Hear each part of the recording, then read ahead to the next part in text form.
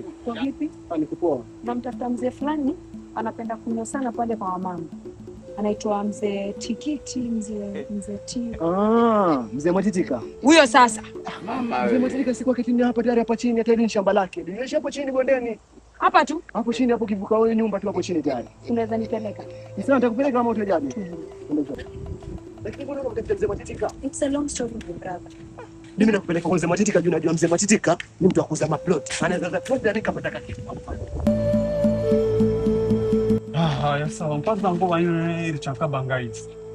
Atuluka hivi kabanga hivi lakini wanaiza makulima. Matitika. Baba, niambia. Higa ngabanga. Ndio huyu. Ni yeye. Ni huyu. Ni huyu. Ni wewe. Mama. Kama kuna nini? Mama hebu. Sede.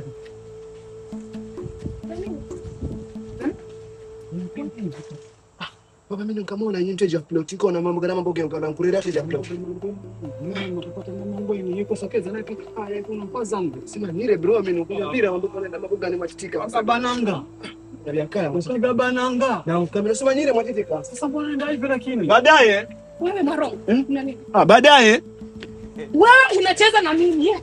Unacheza na mimi. Unanitumia alafu unaniacha kule, si ndio? Mama. Ulikuwa nadhani sitakupata. Sio hivyo. Ulikuwa nadhani sitakupata. Na wewe hizo pesa nimekupea nipe. Nipe hizo pesa. Mama. Leta hiyo pesa na uende mahali unaenda. Paka hapa. Mama. Acha ndio hivyo hivyo. Nakala. Baba. Nini? Mpaza zangu sio hivyo. Tafadhali nisamee sikiza mimi. Nenda kwa mangoni kwako na yule ni mwanamke. Mpaza zangu. Mimi wanipa 200, wewe unakutoa 500 kule. Ndio hivyo mpaza zangu. Nenda zako. Mambo ga dunia tu iga. Ni bilisi shetani.